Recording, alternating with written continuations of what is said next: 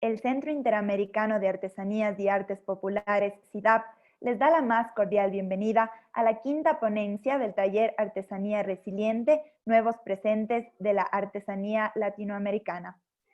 Le damos la bienvenida nuevamente al ponente Juan Carlos Aguirre, quien nos acompañará nuevamente el día de hoy en su última ponencia. También damos esta oportunidad para agradecerle por cada uno de los conocimientos que nos ha compartido. Le damos la bienvenida, ingeniero Juan Carlos.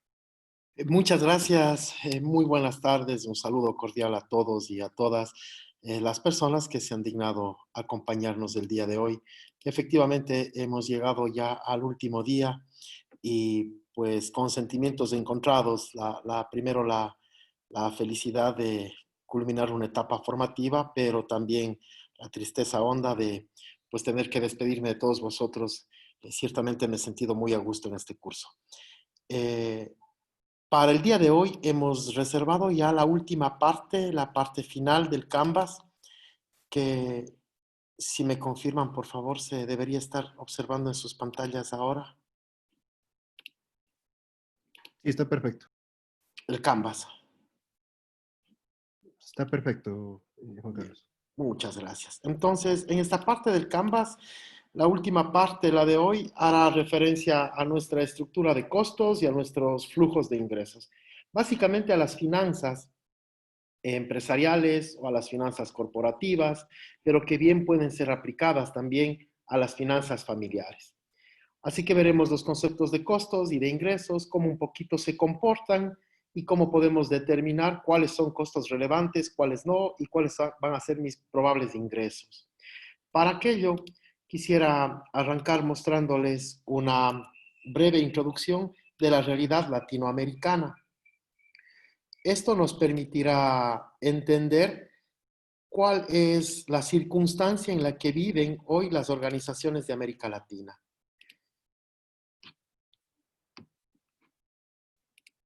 En nuestra región, la gestión, la gerencia, el llevar adelante un negocio muestra que el más del 80% de los negocios no han desarrollado una planeación estratégica. Es decir, no se han tomado el tiempo que nosotros responsablemente nos hemos tomado en esta semana para definir misión, visión y objetivos. Pero de este 80% que no se ha tomado el tiempo, hay un 20% que sí lo ha hecho. De este 20%, apenas el 10% de las estrategias llegan a ejecutarse. Es decir, muchas de esas se quedan en el papel. Y lo que menos queremos a partir de este curso es que sus estrategias se queden diseñadas en el Canvas y que no se apliquen. Tendríamos que aplicarlas para notar realmente los cambios existentes. Entonces, si ustedes ven gráficamente eso, un montón de negocios, de empresas, solamente el 20% hace planeación, pero apenas el 10% ejecuta esa planeación que hemos trabajado, que hemos venido trabajando. Más del 95% de los funcionarios no comprenden la estrategia. Uno de los problemas fundamentales es en la gerencia, en los administradores, en los dueños de los talleres artesanales, pensar que como yo entiendo la estrategia, todos los demás colaboradores la entienden. No necesariamente es así. Por lo tanto, todo lo diagramado en estos días es importante que se pueda transmitir a sus colaboradores, a sus funcionarios, para que todos rememos para el mismo lado. Eso tiene que ver inclusive con la forma en la que me comunico con ellos, la comunicación interna. Ese gráfico lo que muestra a manera de broma es ver que no todos los funcionarios están entendiendo lo que yo quiero transmitir. Habrá que buscar los mejores mecanismos. Muy pocas empresas, además, se toman el tiempo para evaluar y para ajustar estrategias. Recordarán que en el día 1 de este curso vimos medidores de objetivos, básicamente denominados indicadores, y podíamos definir los indicadores para saber si estamos cumpliendo o no nuestros objetivos, por lo tanto, nuestra estrategia. Entonces, el 85% le dedican menos de una hora al mes para evaluar y ajustar sus estrategias. Y menos del 20% vinculan su estrategia a un presupuesto. De forma tal de que debemos conocer que todas las acciones que yo tomo en la empresa muy probablemente van a ingerir en costos, van a necesitar inversiones, Por lo tanto, necesito presupuestarlas, ver si estoy o no en las condiciones económicas, financieras, para hacer esas inversiones. Por lo tanto, saber hacia dónde vamos me va a permitir poder definir una efectividad estratégica versus mi efectividad operacional o mi eficiencia operacional. ¿Qué queremos decir con esto? Queremos decir que qué cosas estamos haciéndolas bien, eficiencia operativa, y si estamos haciendo las cosas correctas, las cosas adecuadas, lo que mi empresa o mi negocio necesita, efectividad estratégica. Esto se puede ver evidenciado entonces en que si hacemos las cosas correctas, ¿cuánto presupuesto voy a necesitar para hacer las cosas perfectamente bien? Este cuadro resume lo que hemos venido conversando y hoy nos centraremos en la última parte, en los costos. Pero a lo largo de esta semana lo hemos venido conversando, dándole una tonalidad digital, que es a lo que nos llama las nuevas condiciones de mercado, la nueva situación social y económica que vivimos en el mundo, no solamente en América Latina. No lo hemos hecho, pero es importante que ustedes tuvieran la posibilidad de poner a su empresa en el centro y a partir de allí analizar qué factores me están favoreciendo, qué factores me están perjudicando, hacer un análisis ambiental, analizar mi entorno. Y recuerden que todo lo que pasa en mi entorno afecta de una u otra manera a mi negocio. El hecho de que haya nuevos proveedores, nuevos competidores, productos sustitutos, productos complementarios, la industria en general afecta a mi negocio. Pero también factores más grandes, factores de entorno exógenos como los factores económicos, políticos, sociales, demográficos y culturales también afectan a la ejecución de mis actividades como negocio. Podríamos entonces hacer un análisis FODA al que le permitamos definir cuáles son las oportunidades que tengo hoy en el mercado. Básicamente este curso se ha centrado en ganar oportunidades en la web, en redes sociales, cuáles son las amenazas presentes y futuras. Creo que hoy la amenaza presente latente definitivamente es la salubridad, pero a futuro, ¿qué va a pasar? ¿Cómo se van a comportar las economías de los países? ¿Cómo están creciendo el riesgo país en América Latina? Muchos de los países de América Latina van a vivir procesos electorales, otros ya los vivieron recientemente. ¿Cómo esos cambios políticos van a afectar también a mi ejecución empresarial? Luego tenemos un diagnóstico interno, cuáles son mis fortalezas y cuáles son mis futuras debilidades. Dentro de mis fortalezas, yo creo y estoy seguro que la gran mayoría de vosotros tienen una fortaleza extraordinaria, algo que es la búsqueda permanente del ser humano, pero que ustedes ya lo han conseguido, y es encontrar, hacer las cosas que a mí me gustan. Si haciendo las cosas que a mí me gustan todavía puedo vivir, subsistir, mantener a mi familia, entonces ustedes tienen una fortaleza increíble.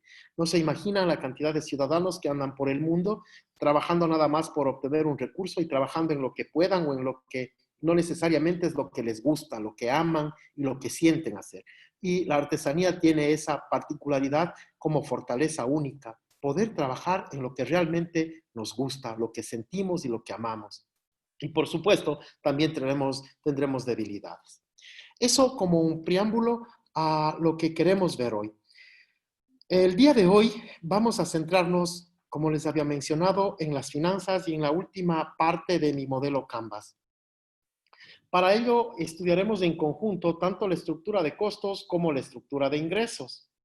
Y hay que hacer una división exacta o una diferencia exacta entre lo que es un costo y lo que es un gasto. Un costo es una inversión y al ser una inversión son recursos que yo los voy a poder recuperar a través de las ventas. Por ejemplo, cuando pago el salario a mis obreros, a mis operarios, ese salario yo lo voy a recuperar cuando venda el producto. El precio que pago por las materias primas los voy a recuperar cuando venda el producto, de forma tal de que estos dos elementos, materias primas y mano de obra, definitivamente son costo. Pero hay otras cosas que no necesariamente las recupero, otras erogaciones que no necesariamente son inversiones. Estas otras cosas son de las que me debo cuidar mucho y se denominan gastos. Los gastos se dan no para la construcción o elaboración de mi producto, sino seguramente para efectos complementarios. Por ejemplo, gastos de publicidad, gastos de representación, gastos de viáticos, viajes, etc., etc., etc. Esos gastos muchas veces no son controlables. Por lo tanto, tenemos que tratar de asimilar cuáles de estos gastos pueden controlarse y cuáles no. Y tratar de hacer menos erogaciones en gastos y probablemente más erogaciones en costo a fin de masificar mi producción o de producir objetos de mayor calidad o nuevos diseños, etc, etc. Por lo tanto, cuando hablamos de costo, no hablamos de una cosa fea ni mala, hablamos de la esencia del negocio, de la esencia de mi trabajo, de la representación monetaria de mi esfuerzo. Esa representación monetaria de mi esfuerzo tiene algunas clasificaciones. Digamos que las dos más importantes es clasificar a los costos por la forma en la que se comportan y la otra forma es por su naturaleza. Los costos, de acuerdo a su comportamiento, seguramente lo han estudiado ya muchos de ustedes antes, son fijos, variables y semivariables o mixtos. Y en el caso de la clasificación por su naturaleza, en costos directos e indirectos. Veamos el comportamiento de estos costos de manera gráfica. He presentado un PowerPoint que intenta ser lo más académico posible y con números que son puramente académicos también, pero que intentan representar la situación de un negocio. Si ustedes se fijan en el costado derecho, pueden encontrar en la columna primera costos fijos. Los costos fijos, como su nombre indica, son aquellos costos que no varían a lo largo del tiempo y que no importa el nivel de producción que yo tenga, siempre van a estar presentes. Si produzco 0 o produzco 100 unidades de mi producto, los costos fijos siempre van a ser $68 en el caso del ejemplo. ¿Por qué? Porque generalmente los arriendos son costos fijos, los sueldos que pago son costos fijos, algunos servicios básicos incluso son costos fijos, agua potable, energía eléctrica, dependerá. Podría ser que también sean costos indirectos. En el caso del ejemplo los hemos considerado costos fijos o la parte fija de estos costos. Pero también existen costos variables, que ahí acabo de encontrar una falta de ortografía. No son variables, son costos variables. Me disculpo por la falta. Estos costos variables, en cambio, son exactamente la parte antagónica de los fijos. Van a cambiar de acuerdo a la forma en la que yo empiezo a producir más o menos unidades. Si no produzco, no tengo costos variables y en la medida en la que vaya produciendo más unidades, estos costos irán incrementándose. De forma tal de que en esta clasificación hemos considerado a costos variables como a la materia prima directa. Si no produzco, no compro materia prima y conforme produzca más, compraré más materia prima. A la mano de obra, que es el salario específico de las personas que se dedican a construir junto conmigo el producto, y algunos costos indirectos de fabricación que no están directamente relacionados con la fabricación, pero que no se pueden medir con facilidad. Por ejemplo, si estamos en la orfebrería, yo mido con exactitud cuántos gramos de plata voy a utilizar, mido con exactitud cuánto tiempo le toma a un obrero construir un anillo, pero hay cosas que uso para la producción que no puedo medir con exactitud. Por ejemplo, cuánto ácido, cuánto bórax, cuántos químicos, cuánta suelda, y estos elementos se los clasifica a todos, se los agrupa a todos dentro del concepto CIF, costos indirectos de fabricación. Desde esa perspectiva, fíjense ustedes si trasladamos estos costos a un plano cartesiano.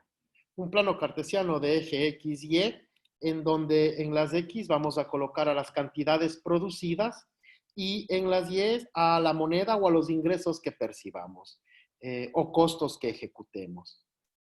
Fíjense ustedes entonces que en el eje yo no produzco nada, tengo 0 de producción, por lo tanto 0 de costos. Y luego voy a poder ir incrementando en 1, 2, 3, 4, 5, n unidades mi producción. Pero también el incrementar mi producción va a poder generarme costos o ingresos de 20, 40, 60, hasta 120 o más dólares por efectos de mis actividades. Entonces, representado ya cantidades y monedas, mis costos fijos tienen ese comportamiento. Tienen un comportamiento lineal, permanecen constantes, produzca o no produzca, y en este caso le hemos representado a los $68 que ustedes pueden ver en la tabla. Los $68 van a estar permanentemente presentes a lo largo de mis niveles de producción. Y por ese comportamiento se les denomina costos fijos. Los costos variables, en cambio, que están representados con la línea de color verde, si no produzco nada, pues entonces mis costos son cero. Pero conforme vaya produciendo más unidades, mis costos van a irse incrementando. Como en este caso, si produzco 2 unidades, mis costos van a ser de $40, 40 pesos, 40 soles, 40 cualquier moneda. De forma tal de que estos $20 por unidad se ven reflejados en la tabla como costos variables. Y ese es el comportamiento de los costos a lo largo de mis niveles de producción en términos variables. Si yo sumo estas dos líneas, la línea naranja y la línea verde, voy a alcanzar los costos totales. Entonces decimos que un costo total es sumar costos fijos más costos variables. Esa suma de costos fijos y costos variables va a mostrar la línea de color negro. Esta línea de color negro representa la suma de la naranja y la verde, de forma tal que representa la suma de 68 más $20 por cada unidad producida. Así entonces podemos identificar cómo se comportan los costos de manera gráfica. Y lo pueden hacer ustedes en un ejercicio en casa. Ahora mismo pueden estar trazando en sus hojas de Excel o en sus hojas de papel aquellos costos que se les viene a la mente y que ustedes consideran son fijos o son variables. Se trata de un ejercicio intelectual en el cual ustedes tengan la capacidad de distinguir entre el uno y el otro. Sin embargo, siempre el elemento distintor será la cantidad producida. Si se relaciona con la cantidad, variable. Si no tiene que ver con la cantidad, fijo. La suma de los dos, costos totales. En este caso, los costos totales me permiten o me permitirían entonces fijar un precio de venta. El precio de venta al público no es otra cosa que mis costos totales, es decir, fijos más variables, más la utilidad que yo desee tener. En este caso, le estoy dando una utilidad por cada unidad de $16 sobre los costos variables, por lo tanto, estoy yendo a vender mi producto en $36. $36 que van a representar mi precio de venta. Y asimismo, como los costos variables, si no vendo nada, mis ingresos son cero y conforme vaya vendiendo más unidades, mis ingresos deben tender a crecer, de forma tal de que en un momento determinado, mis ingresos son la línea de color gris. Estos ingresos que ustedes ven de color gris representan unidades por precio de venta. Eso quiere decir que si vendo una unidad tengo $36 y conforme vaya vendiendo más unidades tendré más dólares de utilidad. Yo no sé si ustedes alcanzan a divisar el punto en donde se cruza la línea negra con la línea gris.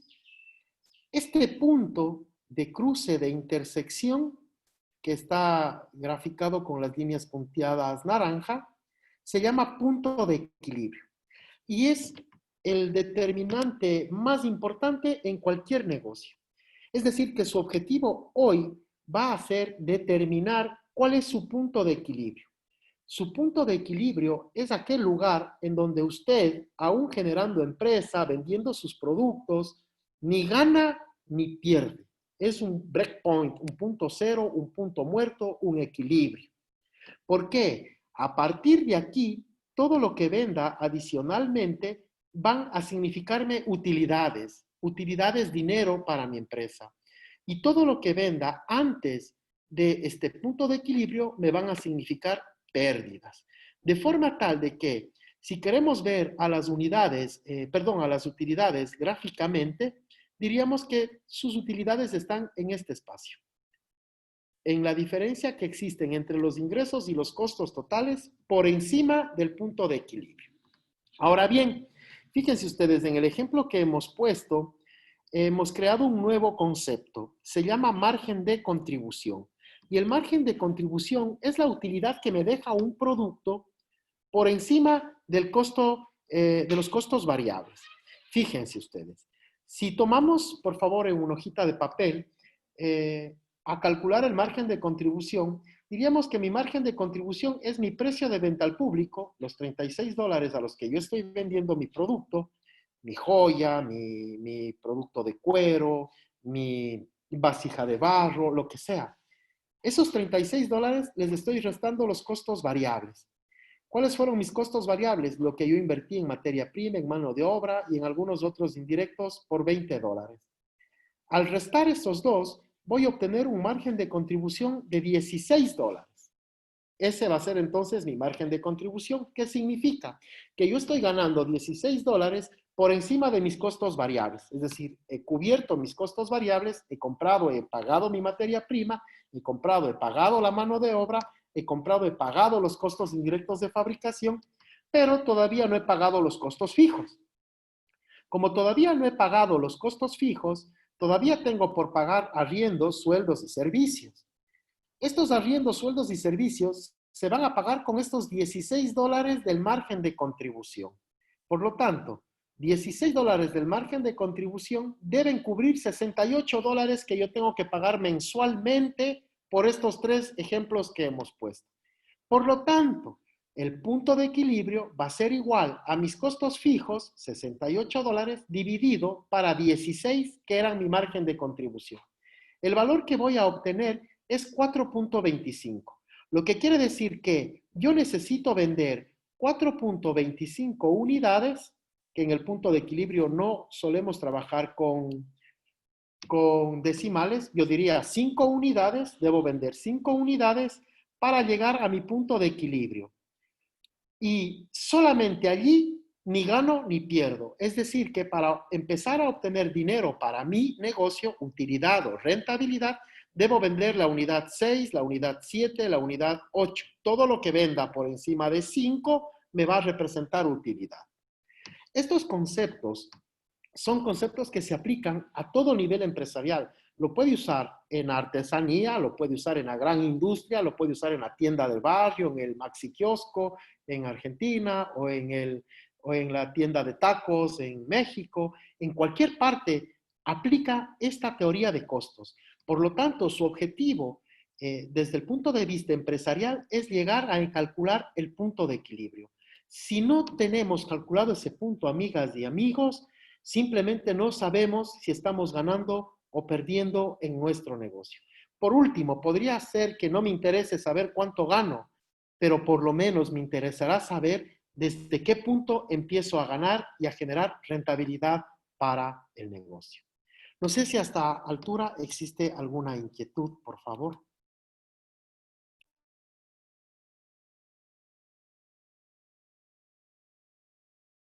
Tenemos algunas manos levantadas. Juan Carlos, voy a darles la palabra. Muchas gracias. De nada. En este momento voy a dar la palabra a Alfonso Peñalosa. Por favor, su micrófono ya está permitido por nosotros y únicamente tendría que encenderlo desde su computadora.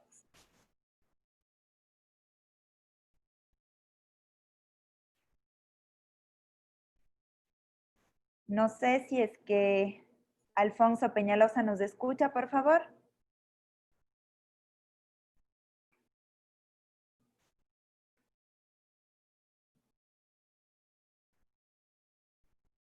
De lo contrario, vamos a dar la palabra. Bajaron la mano en este momento. No sé si Alfonso Peñalosa nos escucha. Y les recuerdo a todos los participantes que durante la ponencia, durante la clase, pueden levantar la mano para realizar cualquier duda, cualquier pregunta. Es muy fácil dentro de la plataforma, en la parte baja, en la parte baja de la pantalla, tienen una opción que dice levantar la mano. Tienen que dar un clic ahí y nosotros podemos ver enseguida. Tenemos a Eliana Ortiz, voy a proceder a dar la palabra. Únicamente ella tendría que encender su micrófono, por favor. Gracias, buena tarde. Soy Eliana, yo soy de Cali, Colombia. Hemos aprendido, mi esposo y yo, muchísimo. Mi esposo es el que hace artesanía, él hace bolsos alforjas específicamente para bicicletas en cuero y otros productos de diferentes técnicas, pero todo es alusivo a la bicicleta. Mi inquietud es, ingeniero Juan, Cuando usted decía ahorita que cuando calculo el punto de equilibrio, hago el cálculo para determinar las unidades que debo vender. Si yo tengo productos de diferentes precios, ¿cómo haría en ese caso? ¿Cómo tendría que promediar cuántos productos o a partir de qué valores podría alcanzar ese punto de equilibrio? Esa Muy bien, sería mi- Elena, es una fantástica pregunta porque es que el ejemplo que yo he puesto es para el caso de que vendamos un solo producto, ¿sí? Pero no necesariamente voy a tener un solo producto en el mercado, puedo tener varios productos, por lo tanto, Eliana, voy a tener varios márgenes de contribución. Ya. Entonces, si voy a tener varios márgenes de contribución, voy a calcular el margen de contribución de cada uno. Si me permite, voy a compartir una hoja Excel para ejemplificar de mejor manera. Fíjese usted, Eliana. Vamos a suponer que usted tiene el producto A, el producto B, el producto C, que pueden ser las carteras, los llaveros, lo que usted desee. Y vamos a calcularle un margen de contribución a cada uno. Recuerde que el margen de contribución es precio de venta al público menos costos variables. Así que yo he definido que mi margen de contribución va a ser 25 en el A, va a ser 15 en el B y va a ser, no sé, 17 en el C. Margen de contribución de cada uno de mis productos, de forma tal, Eliana, que yo puedo encontrar un total de márgenes de contribución para todos mis productos. Diríamos entonces que mi total viene siendo $57 o pesos, en este caso en Colombia, ¿cierto? Ahora, cuando ya tengo mi margen de contribución, voy a encontrar cuál es la relación porcentual de cada uno de mis productos, cuál es el que me deja más margen y cuál es el que me deja menos margen. Así que yo tengo que hacer una división, Eliana, entre los 25 del producto A dividido para o entre los 57 totales. De forma tal de que, Eliana, eso me va a permitir tener con claridad que el producto A me deja un 44% de margen, el producto B y C 26 y 30% respectivamente, para que la total utilidad marginal de mi empresa sea igual a 1 o en su defecto al 100%. Hasta allí he calculado márgenes de contribución y su participación porcentual. Si yo encuentro entonces con la aplicación del punto de equilibrio que necesito vender 50 unidades, ¿cierto? Ese va a ser el total del volumen de ventas, va a ser la cantidad o 50 unidades. Entonces, Eliana, ahora yo diré que de A debo vender el 44% de esas 50 unidades. Eso quiere decir básicamente 22 unidades. La voy a redondear para que se vea como un entero. De B, debo vender, Eliana, el 26% de las 50 unidades que encontré como punto de equilibrio.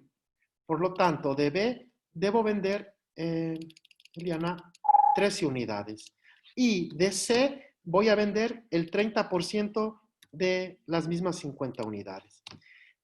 Así entonces, Eliana, yo sé exactamente desde qué punto empiezo a tener utilidad con los diferentes productos que vendo. A esto se le denomina calcular la mezcla de productos ideales para mi negocio. No sé si eso respondió su pregunta, Eliana, o necesita alguna otra información complementaria. Es perfecto, esa era mi inquietud. Pues alguna vez vi contabilidad y pues siempre trato como de aplicar algo, pero ya con lo que usted me explica me queda muchísimo más claro porque realmente no lo hacíamos así. Y de hecho yo creo que ahorita que vuelva a costear y a calcular voy a ver que no, tal vez no estemos ganando tanto como creemos. Eso es lo importante de estas capacitaciones. Muchísimas gracias que en toda esta semana he aprendido muchísimo y pues me topé con ustedes de casualidad y ha sido muy bueno todo lo que he aprendido. Muchísimas gracias. Para servirle, Eliana. Ok, no sé si tenemos otra pregunta, tal vez, Carolina.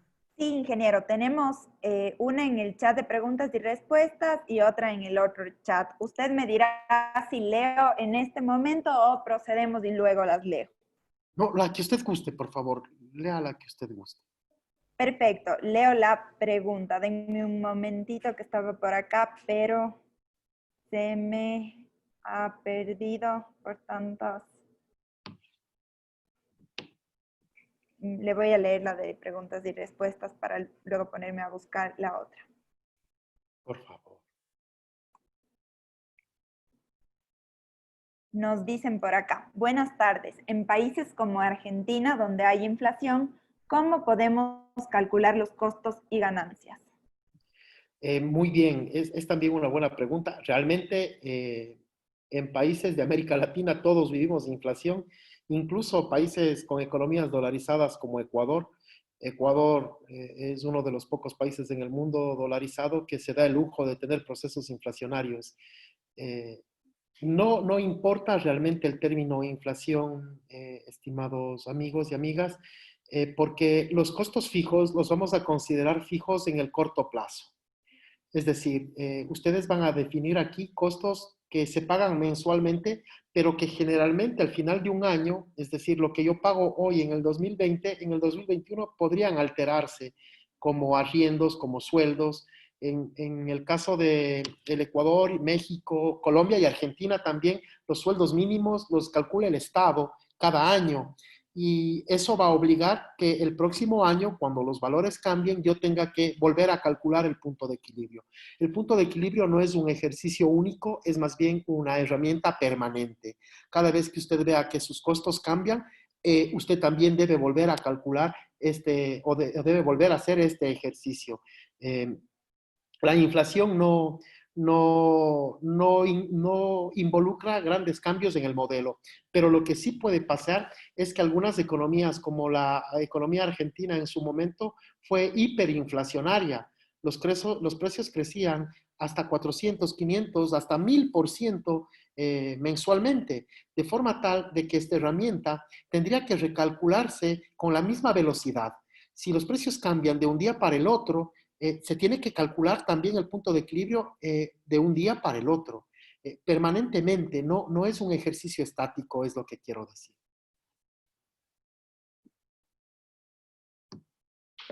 Perfecto, tenemos también otra pregunta. ¿Procedo, ingeniero? Por favor, Carolina. Perfecto. Nos dice Paulina Amaluisa. Disculpe, ¿la fórmula es punto de equilibrio es igual a costos fijos sobre? Sobre margen de contribución. Perfecto, margen de contribución. Ahora en la pantalla, sí. Listo. Tenemos una mano levantada. Usted me dirá si doy paso. Sí, por favor. Perfecto. En este momento voy a dar paso a Mauricio Wenuman.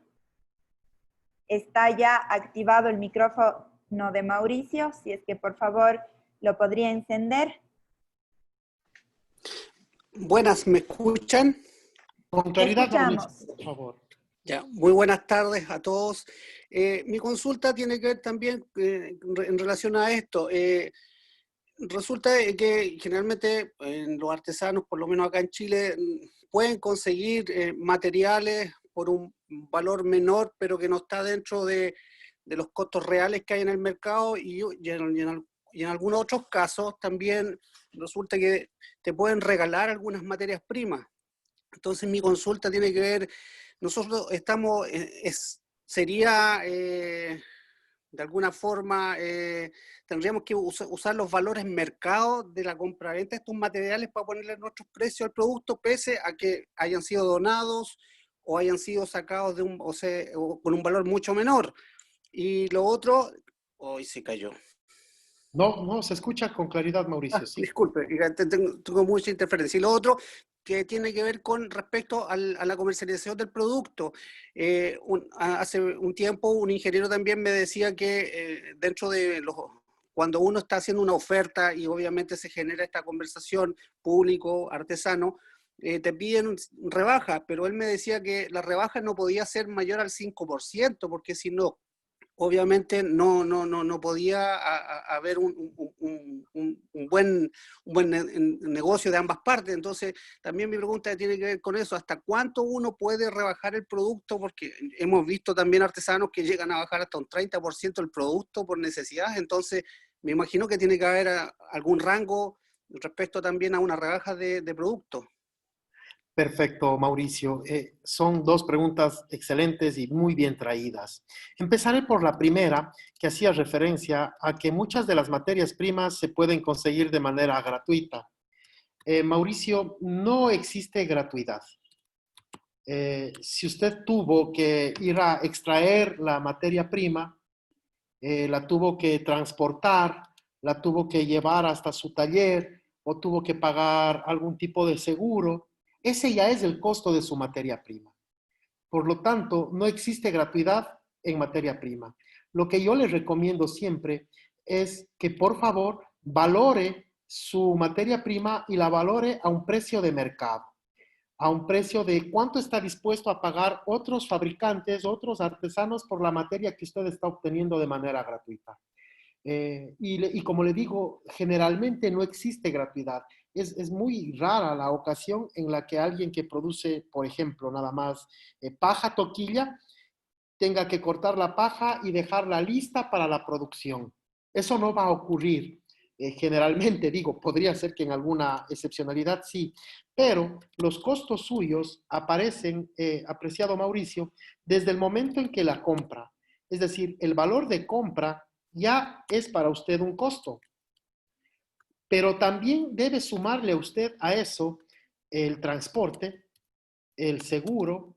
Si usted paga impuestos por esa materia prima, también los impuestos forman parte del costo. Todo lo que usted erogue hasta que su materia prima esté lista para usarse, para producción, todo lo que usted erogue forma parte del costo de la materia prima, Mauricio. Entonces, allí lo que le invito es hacer un análisis un poco más profundo, a ver si realmente le está llegando gratis o si existe a un costo, aunque sea mínimo, por esos materiales.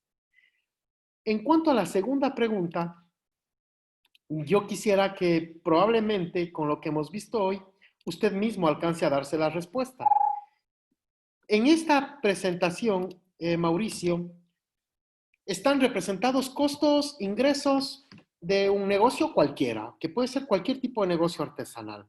Yo le pregunto, Mauricio, de los $36 a los que estoy vendiendo y sabiendo que tengo que cubrir $20 por la construcción más $68 mensuales por costos fijos, ¿hasta qué precio usted me rebajaría el producto?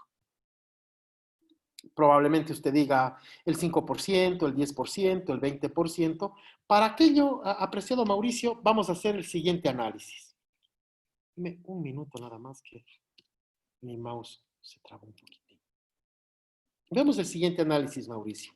Supongamos, Mauricio, que como en el ejemplo, usted tiene el precio de venta de $36 y que su costo variable, su costo de construcción, fue de $20. Por lo tanto, su margen de contribución, hemos dicho, es $16.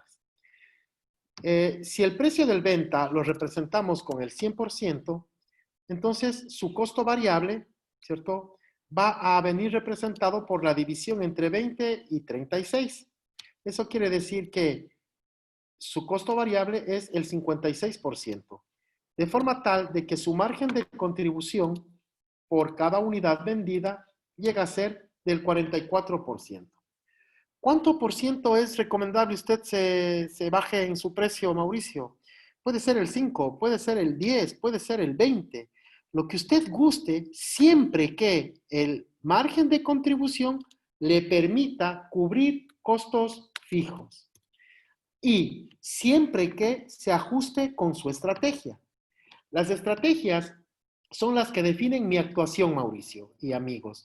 Si yo me planteé, como en la primera clase, por ejemplo, una estrategia liderazgo en costos, yo voy a buscar que estos costos siempre sean los menores, por lo tanto, mis precios pueden bajar de tal forma de que al menos cubran el 56% de los $36.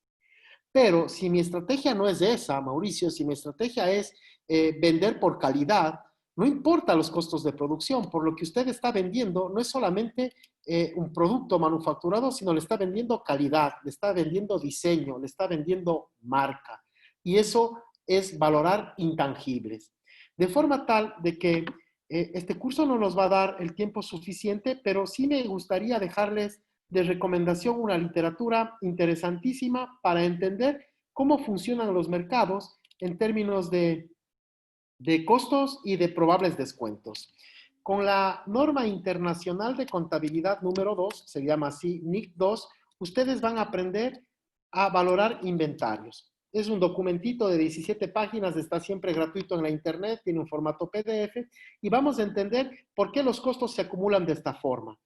Y con el marco conceptual, que también es un documentito PDF de normas internacionales de información financiera, vamos a entender los procesos de fijación de ingresos y cuáles pudieran ser los descuentos. Entonces, no hay una fórmula ni un porcentaje definido. Todo depende, Mauricio y amigos y amigas, de su estrategia. No sé si con eso alcancé a responder su pregunta, Mauricio.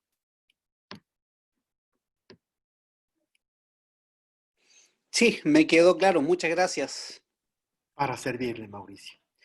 Bien, vamos a adelantar con una presentación que tiene un carácter un poco más técnico. Yo considero que es importante que lo veamos porque resume todo lo que hemos hablado en estos días. Los resume todo y vamos a ver cómo conjuga una cosa con otra y cómo se van vinculando entre sí. Porque lo importante de esto, desde mi perspectiva, es poder vincular los conocimientos. Le he puesto de nombre finanzas corporativas, pero pueden ser finanzas artesanales, pero pueden ser finanzas familiares, en fin, se aplica para todas las condiciones económicas de cualquier objeto o institución. Y arranca con una pregunta. ¿Qué es más probable que tenga éxito?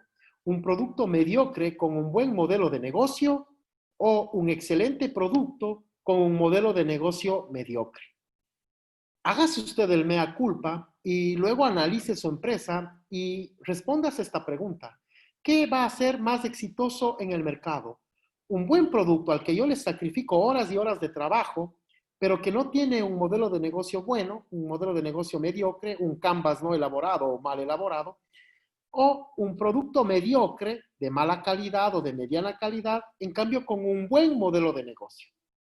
Para eso vamos a poner algunos ejemplos. No voy a dar las marcas por obvias razones, pero probablemente en el contexto ustedes podrán ir deduciendo. Fijémonos en el caso de las bebidas congeladas. En el Ecuador nosotros estábamos acostumbrados a tomar bebidas congeladas a las que generalmente les denominamos bolos, ¿sí? O helados que no tienen una paleta sino están congeladas dentro de una bolsa plástica. Ese era un producto mediocre que tampoco tenía modelo de negocio y que se lo consumía pues como un objeto más o como un producto más de combate, de consumo de nuestra región. Pero llegó hace varios años ya una empresa colombiana que le cambió el modelo de negocio, que lo empacó en una funda o en una bolsa con diseño, con colores, que le puso mejor sabor, que le puso mejores características y que le puso una marca.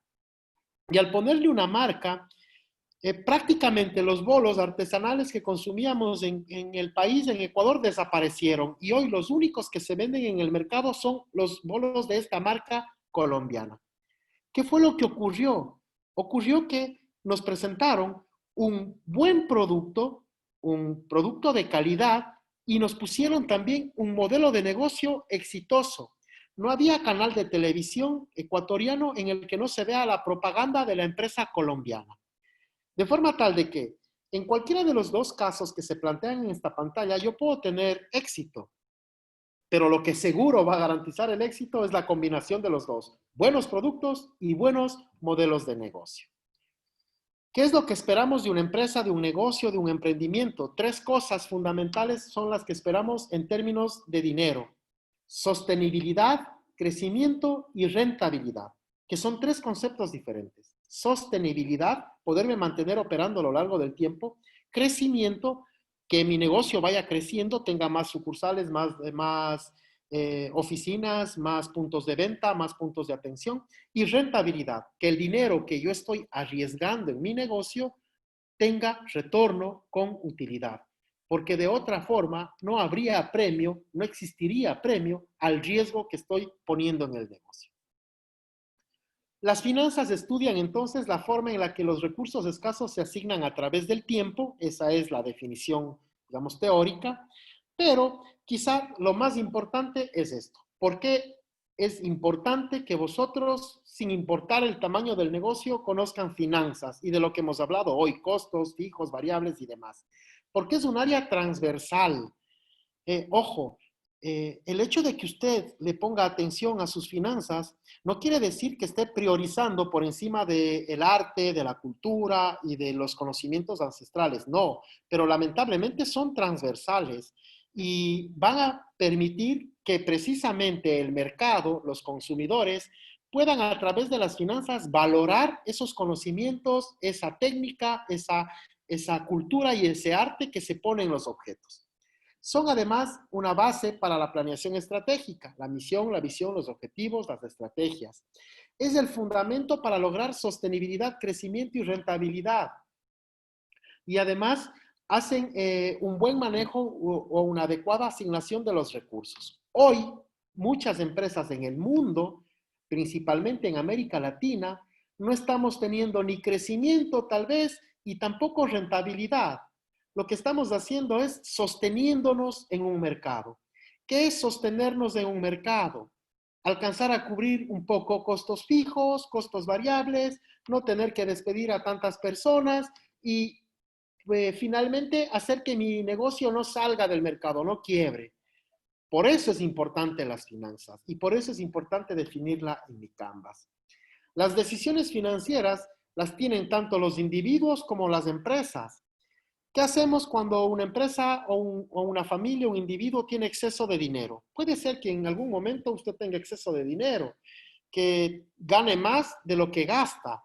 Por lo tanto, allí como personas lo que hacemos es generar un ahorro.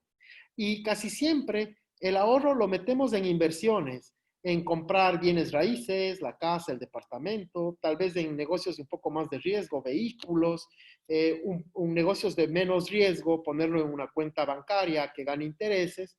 Como sea, lo que yo estoy haciendo es administrando mi riesgo.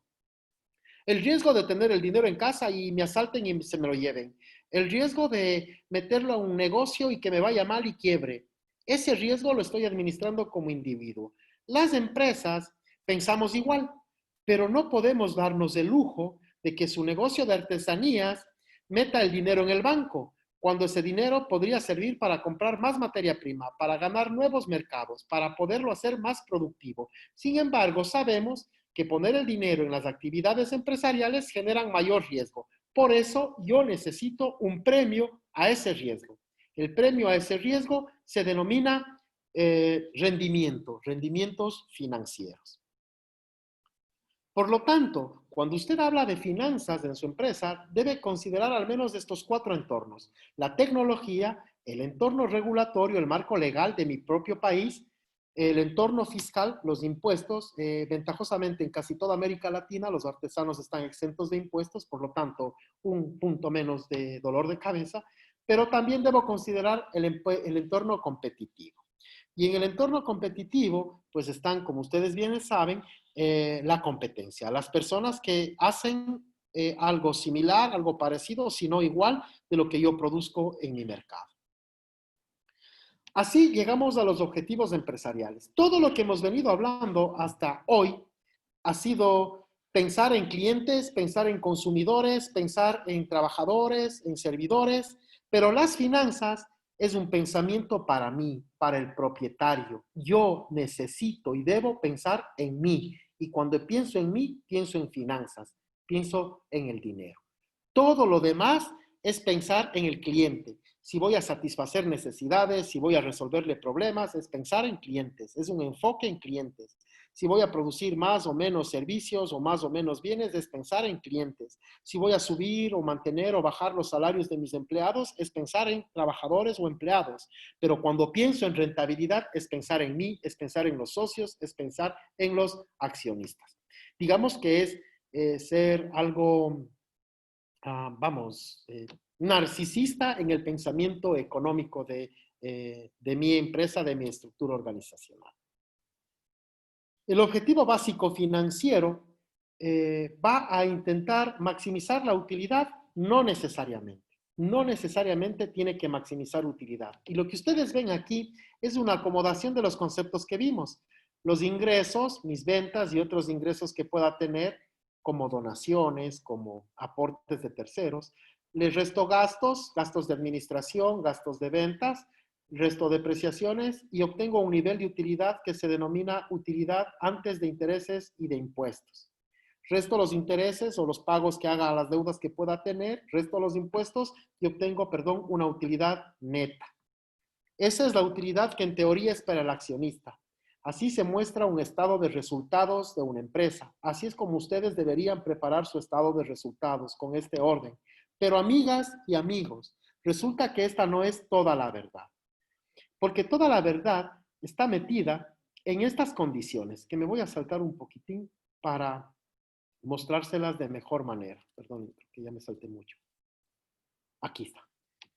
Para mostrarles de mejor manera. La utilidad, el dinero, el flujo de caja que yo recibo, no solamente va a ser para mí.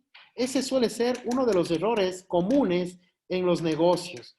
Los dueños de los negocios familiares, que es generalmente el caso de los artesanos, dicen, tuve utilidad, entonces me voy a comprar el nuevo auto, el nuevo vehículo, me voy a comprar una casa en la playa, me voy a ir de vacaciones, lo que fuere. Pero se olvidan de que con ese dinero al menos deben cubrir estos dos conceptos. El incremento de capital de trabajo, es decir, guardar el dinero para poder trabajar mes a mes, y el incremento de los activos fijos. Muchas de las cosas que yo uso para producir herramientas, pinzas, paños, lo que fuere, se acaban, tienen un tiempo de vida útil y podría ser que desaparezcan si yo no tengo la precaución de guardar el dinero para reponerlos. Por eso la recomendación que una vez que al final del mes o del año ustedes liquiden sus utilidades, resten de ahí, quiten de allí esos dos conceptos fundamentales. ¿Cuánto voy a necesitar de capital de trabajo, el dinero del día a día? ¿Y cuánto voy a necesitar para reemplazar esos activos que ya van por el tiempo de uso a desaparecer o no van a servir más o resulta que me sale más caro arreglar la máquina que comprar una nueva? Entonces, la utilidad neta, esta última utilidad, no es toda para usted. Debe también servir para el negocio. Y allí, por ejemplo, para Mauricio, que nos preguntábamos un minuto, allí puede estar también la respuesta a sus descuentos. Claro, si yo descuento mucho en el precio de mi artesanía, resulta que estoy arriesgando el poder reponer mis máquinas o el poder tener capital de trabajo. No sé si hasta aquí hubiera alguna otra inquietud. Estoy presto para escuchar. Tenemos otra mano levantada, estimado ingeniero. Voy a darle la palabra en este momento a Rosa Isabel Suárez. Ya se le ha activado el micrófono a Rosa, simplemente tiene que encenderlo para poder realizar la pregunta. Muy buenas tardes. Mi inquietud, ingeniero, es la siguiente. En el caso de los negocios que no tienen la parte producción, es decir, venden, ofertan artesanías, en este caso ya elaboradas, de pronto podría explicar cómo sería el ejemplo del punto de equilibrio en este caso de estos negocios que no lo fabrican, pero sí venden ya productos terminados. Le comprendo, Rosa, y usted a lo que se refiere es a una empresa comercial. Ajá. Usted compra, le pone una utilidad y vende. Rosa, en ese caso vamos a utilizar un estado de resultados. Un estado de resultados, Rosa y amigos, va a mostrar las ventas como sus ingresos más importantes y a las ventas le vamos a restar todos los costos y gastos que sean variables, Rosa. Todos los que sean variables. Eso me va a dejar un margen de contribución. Al margen de contribución le voy a restar más adelante todos los costos que sean fijos. También costos y gastos fijos. Y entonces voy a tener la utilidad neta. Supongamos el siguiente ejemplo, Rosa. Supongamos que sus ventas son de $10,000 o 10,000 unidades monetarias en un año. y que sus costos variables o gastos variables, generalmente en las empresas comerciales como la suya, tienen que ver con el pago de comisiones a vendedores, tienen que ver con todo lo que me ayude a vender más, con la publicidad. Mientras más publicidad hago, vendo más, entonces es variable. Tiene que ver, por ejemplo, Rosa, con el volumen de compras. Cuando compro más, también pago más, entonces son costos o gastos variables. Supongamos que sus costos o gastos variables, que allí tiene ya usted la fuerte tarea de irlos clasificando, de analizar uno por uno para clasificar si son fijos o variables, supongamos que suman entre todos $3,000 por año. Por lo tanto, Rosa, su margen de contribución es de $7,000, ¿cierto? 10,000 de las ventas menos todos los 3,000 variables. Ahora vamos a analizar los costos y gastos fijos. ¿Cuánto paga usted a la cajera, al cajero, al ayudante, al estibador, el arriendo, los servicios básicos, etc., etc., los pagos a bancos, por ejemplo? Todo eso van a ser sus costos o gastos fijos. Los acumula usted a todos y dice, bueno, en costos y gastos fijos tengo $4,000 al año.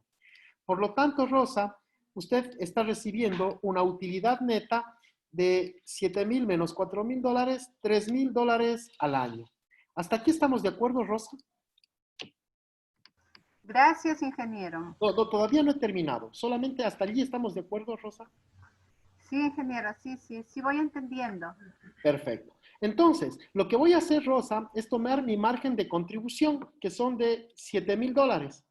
Y ahora voy a decir, el punto de equilibrio, perdón, va a ser igual a mis ventas sobre no mis ventas, a mis costos fijos, Rosa, sobre mi margen de contribución, lo que habíamos visto hace un minuto en la fórmula del PowerPoint.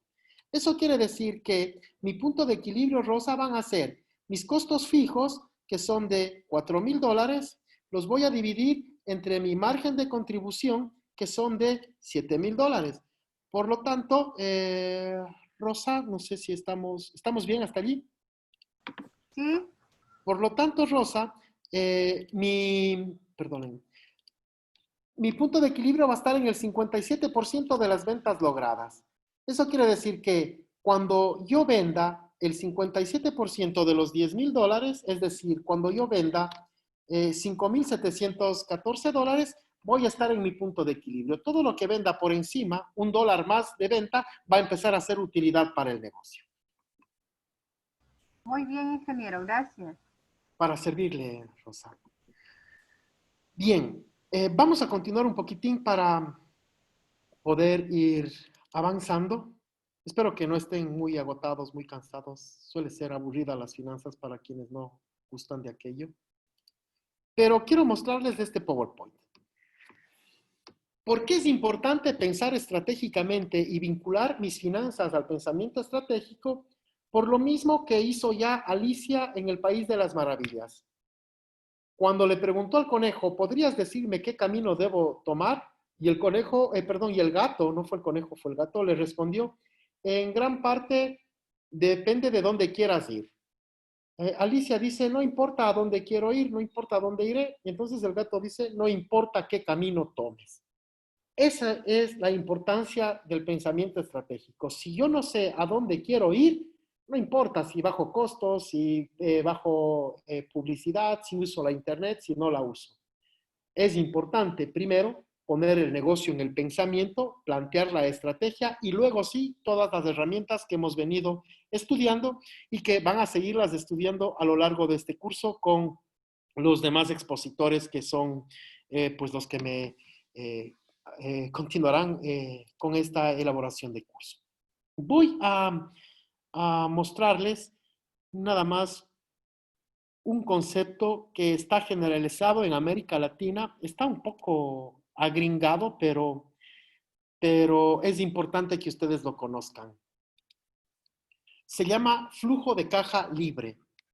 El flujo de caja libre es, fíjense ustedes, un nivel de utilidad menos impuestos, menos la reposición del capital de trabajo, la reposición de los activos fijos, se llama flujo de caja libre.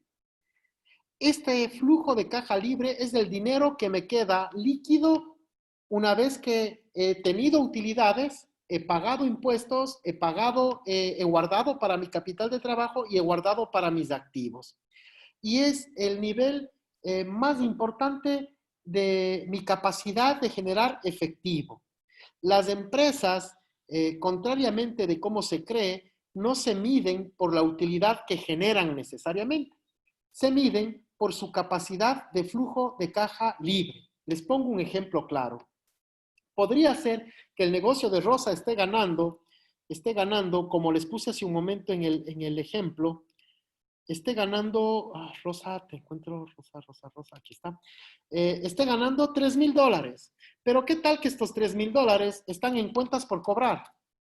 Es decir, me están debiendo a mis clientes, entonces yo tengo una ilusión óptica, solamente estoy viendo dinero que lo tengo, pero que lo tengo por cobrar.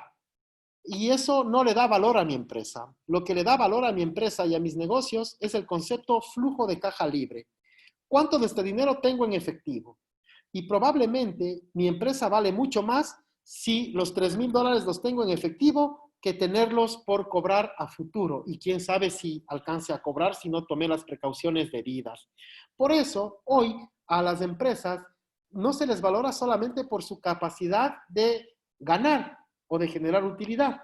Se les valora mucho más por su capacidad de generar efectivo, flujos de caja. Eso como para que quede claro el concepto. Y finalmente les voy a mostrar cuál es para mí la mejor estrategia y cómo ustedes podrían apuntalar sus negocios a esta estrategia. O al mejor concepto en realidad. Fíjense ustedes. Desde mi experiencia y pues un poco de haber pasado por varias empresas, puedo decirles que generar valor para una empresa pasa por la cadena de valor que vimos, pasa porque hagamos el canvas que ya mismo terminamos de construirlo, pero por sobre todo el valor agregado, si lo vemos desde el punto de vista de finanzas, viene por qué activos tangibles usted tiene. ¿Cuáles son los tangibles que usted tiene? Tangibles como sus máquinas, como sus edificios, como sus vehículos, los del negocio me refiero, ¿cierto? A eso le debemos sumar mis activos intangibles. Y los intangibles en el tema artesanal son incalculables. Mi conocimiento, mi experiencia, lo que me heredaron mis padres, mis abuelos respecto de la técnica de filigrama en la joyería o de la técnica de grabado en el barro, grabado sobre barro o en la cerámica, en la pelletería, en lo que fuera. Esos activos intangibles ustedes deben valorarlos. Y no solamente que deben valorarlos, sino que tienen que hacer que su público valore esos intangibles, que su consumidor valore su conocimiento ancestral. A eso le vamos a sumar la estrategia que tanto hemos venido hablando estos días y eso le va a generar a usted flujo de caja libre. Porque entonces, cuando usted me venda una joya en donde usted me está mostrando que no solamente se trata de una joya de un metal, sino que allí están impregnados los conocimientos ancestrales de filigrama, esa joya tiene otro valor, tiene otro precio, y al tener otro precio, genera valor para su empresa. No sé si hubiera alguna inquietud hasta aquí.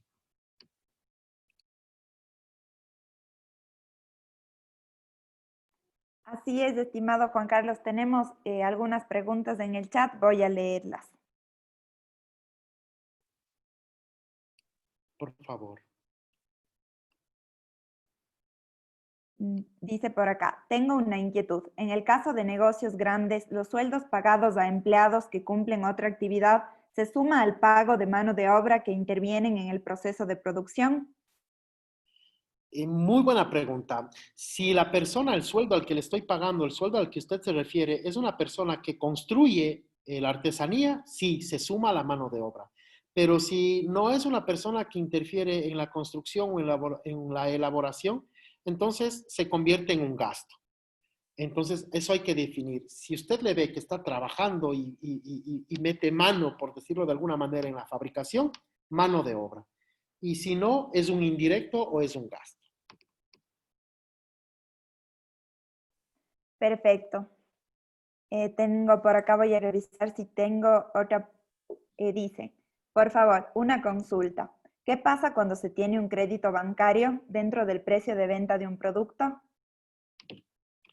Muy bien, es una muy buena pregunta. Además, es común que todas las empresas estemos endeudadas. No hay que asustarse de eso. El endeudamiento en varias de las ocasiones suele ser no solamente que necesario, sino a veces urgente. Ahora me voy a permitir mostrar la clasificación nada más para que veamos si es que es a lo que hacemos referencia. Bien. Déjeme un minuto, sí.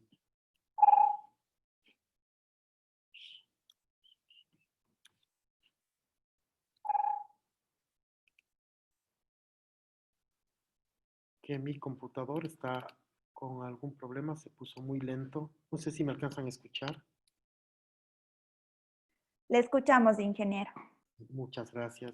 Solamente que les prometo que estoy queriendo compartirles el PowerPoint original que ya veníamos viendo y ahora le veo muy lento a mi computador.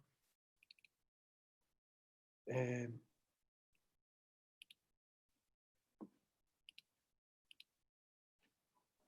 ¿Me podrían decir si se alcanza a ver el PowerPoint, por favor? En este momento no todavía. Hace un momento salió que como que iba a compartir pantalla y ahora ya no. Ok, voy a intentar resolverlo ahora. Un minuto.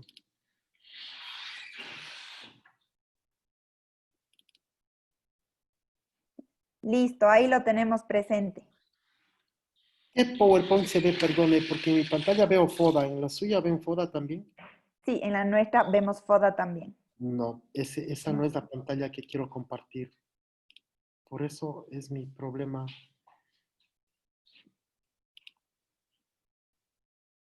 Un minuto.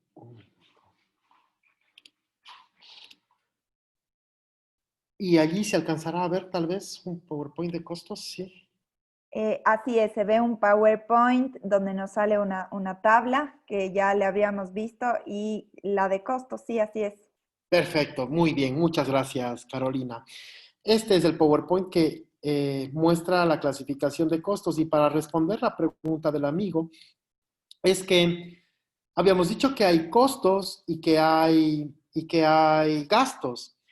Eh, el préstamo o los intereses que yo pago por el préstamo, resulta que pueden ser las dos cosas. Pueden ser un costo o pueden ser un gasto. Si yo pedí dinero para fabricar el producto, lo debo considerar como un costo. A ese pago de intereses debo considerarlo como costo. Entonces, fíjese, a la persona que preguntó, no recuerdo el nombre, pero si yo pedí dinero para comprar materia prima, los intereses que pago van a formar parte de la materia prima. Si pedí dinero para pagar sueldos y salarios, los intereses que pago van a formar parte de la mano de obra. Por el contrario, si pedí dinero para hacer publicidad, probablemente esa publicidad ya no es un costo, ya se convertiría en un gasto. Entonces, recuerden que los costos yo recupero a través de la venta, pero que el gasto lo tengo que pagar con mis utilidades. Es decir, con lo que pudiera ser para mí, ahora no va a ser porque tengo que pagarle intereses al banco. En términos contables, a eso se le denomina costos financieros. Pero si esos costos financieros, si esos intereses o costos financieros los voy a usar para los elementos productivos, forman parte del costo. Espero haber podido responder la pregunta de esa forma. Ok. Perfecto. Tenemos una mano levantada, no sé si le doy paso. Por favor, sí. Perfecto, tenemos Rosa Isabel Torres Suárez. Le hemos permitido hablar, no sé si es que nos escucha.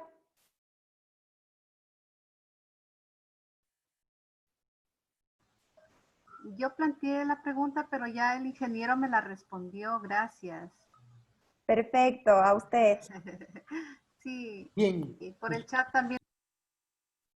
Ay, se cortó la conexión, denme un momentito, no sé qué pasó. Está bien, Carolina. Bueno, amigos y amigas, yo espero que hayamos podido profundizar un poquitín en el tema de costos y de ingresos, que es lo que vamos a tener que plasmar en nuestras pantallas. Yo ahora les voy a compartir mi página de internet. Debería estarse viendo el modelo Business Canvas. Se ve, no se está viendo. No se está viendo. No se está viendo. Se ve solamente el encabezado como ayer, ¿verdad? Exacto. Ya. Ahora, allí debería verse. Bien, Ahí se ve. perfecto.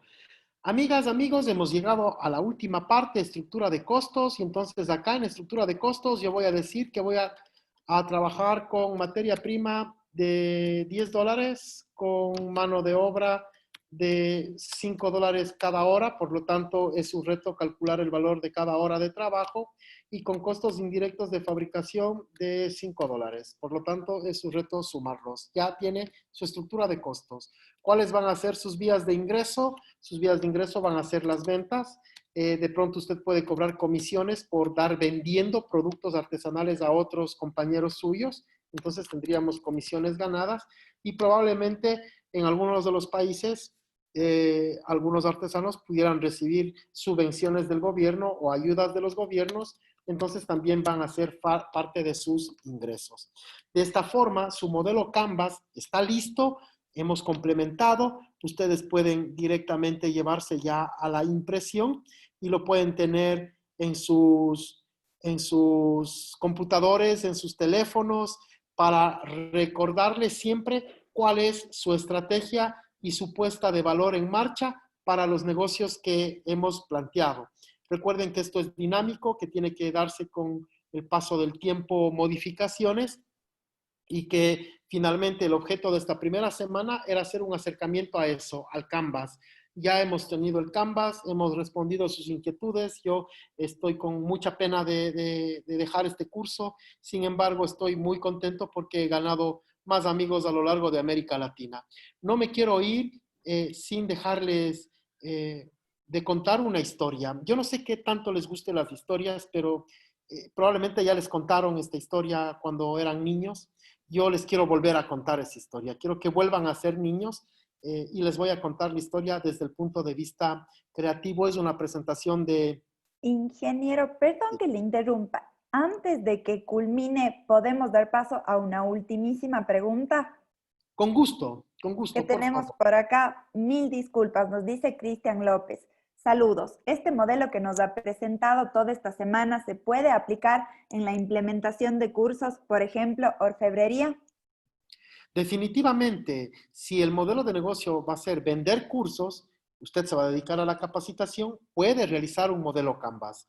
Y allí tendría que, pues, replantearse cuáles son los recursos clave, las actividades clave y todos y cada uno de los casilleros. Pero le garantizo que todos van a tener una respuesta si usted hace un análisis detallado de su modelo de negocio. Listo, ingeniero. Esa era la última pregunta. Podemos sin ningún problema proceder al cierre. Más bien, mil disculpas que le interrumpí. Está muy bien, Caro, muchas gracias. Quiero contarles una historia que probablemente ya les contaron antes. Se llama La liebre y la tortuga. Si ya les contaron, escuchen por favor esta versión del INCREA de un amigo mío, el señor Gutiérrez, del INCREA de Chile, al que además, si probablemente me ve, pues le mando un cordial saludo. Y es La liebre y la tortuga. Ustedes recordarán que en un momento determinado una liebre y una tortuga discutían por quién era la más rápida. Para sacarse esa duda, hicieron una carrera. Saben lo que pasó además con la carrera, ¿verdad? Pasó que nuestra amiga la tortuga, al ver que la liebre se confió porque iba ya muy lejos de ella, no solamente que siguió paso a paso y no solamente que la alcanzó, sino que también en algún momento la superó. Cuando la liebre se dio cuenta fue demasiado tarde, la tortuga llegó primero y por lo tanto fue indiscutiblemente la ganadora de la carrera. Así es como nos contaron, ¿cierto? La historia. ¿Cuál era la moraleja? Los lentos pero constantes y perseverantes ganan la carrera. Resulta que la historia no terminó allí y es lo que les voy a contar yo. La tortuga ganó su primera carrera, pero la liebre no se quedó tranquila. La liebre hizo el mea culpa, se hizo un examen de conciencia y reconoció su gravísimo error al haber subestimado a la tortuga. Por lo tanto, le invitó a hacer una nueva carrera. Una nueva carrera en donde la liebre corrió sin descanso de principio a fin y por supuesto que su triunfo fue contundente. ¿Cuál es la moraleja de esta segunda parte? Que los rápidos y tenaces vencen a los constantes y perseverantes. Mas, la historia no termina allí tampoco. Ahora, quien hizo el análisis reflexivo fue la tortuga y se dio cuenta de que en velocidad no había forma de ganarle, de vencerle a la liebre. Y como no había forma, se ideó una estrategia. Y la estrategia consistía en volver a hacer una carrera, pero esta vez que la ruta contenga un río. Ustedes imaginarán que se vuelve a dar la carrera y cuando llegó al río, la liebre no la pudo cruzar, las liebres no nadan, la tortuga sí, y así, con su paso lento pero constante, volvió a terminar primera la carrera. ¿Cuál creen que es la moraleja ahora? Quienes identifican su ventaja competitiva,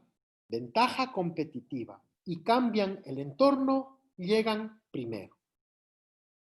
Pero la historia tampoco terminó allí. Al paso de los tiempos se hicieron muy amigas, la carrera se diversificó, ya corren en bicicletas, corren en coches, y se dieron cuenta que cada vez hacían las rutas del menor tiempo posible, por lo tanto sentían mayor satisfacción por sus logros en grupo, más que por los individuales. De hecho, les podemos ver degustando de su amistad. De forma tal de que se perfeccionó hasta llegar a la moraleja que es bueno ser individualmente brillante. Es muy bueno ser brillante individualmente y tener fuertes capacidades personales. Pero a menos que sepamos trabajar con otras personas y reciprocar esas capacidades, no seremos completamente efectivos. Todos tenemos carreras por delante y hay muchas maneras de ganarlas. Su tarea está en descubrirlas, cómo se ganan estas carreras. Para mí ha sido un placer, me he sentido muy a gusto con todos vosotros. Les mando un abrazo fuerte desde Cuenca, desde Ecuador. Cuando vengan por Ecuador o por Cuenca, no duden en visitarnos. Tengo una casa pequeña, pero una familia con corazón grande y sean siempre bienvenidos. Muchas gracias a CIDAP por haberme dado la posibilidad de compartir con vosotros. También un agradecimiento fraterno a Carolina, que ha sido la voz en off y además los controles de esta clase. Nunca había tenido asistente, así que estoy feliz de haberme estrenado como un profesor con asistente. Le agradezco mucho, Carolina. A usted. Y muy gentiles. Y un saludo cordial a todos. Un abrazo fraterno y no pierdan las esperanzas de que vendrán días mejores. Agradecemos infinitamente al ingeniero Juan Carlos Aguirre, quien nos ha compartido todos los conocimientos factibles, siempre, ¿no? No únicamente en esta época, para salir adelante en nuestros proyectos, en nuestros emprendimientos y en nuestra vida profesional. Agradecemos infinitamente cada una de sus intervenciones en estos 5 días. Han sido muy útiles para todos los espectadores. Hemos tenido miles y miles de excelentes comentarios y nos enorgullece a nosotros también que cada una de las personas que están dentro de este taller estén aprendiendo lo que se planteó a un inicio. Nos llena de satisfacción como equipo técnico y también como equipo de CIDAP. Nos llena de satisfacción esto y ha sido realmente un gusto, estimado ingeniero. Le damos las infinitas gracias. A ustedes, y será hasta que la vida nos permita. Hasta que la vida nos permita. En este momento, el Centro Interamericano de Artesanías y Artes Populares, CIDAP, les agradece por ser parte, por haber sido parte de estos 5 días de taller con el ingeniero Juan Carlos Aguirre, el taller de artesanía resiliente, nuevos presentes de la artesanía latinoamericana. Les deseamos una buena tarde y nos estamos viendo el día lunes, ya que tenemos 2 ponentes faltantes más, ¿sí? Quienes son Marta Urgilés y Daniel Cobo. Muy buenas tardes a todos y les agradecemos nuevamente.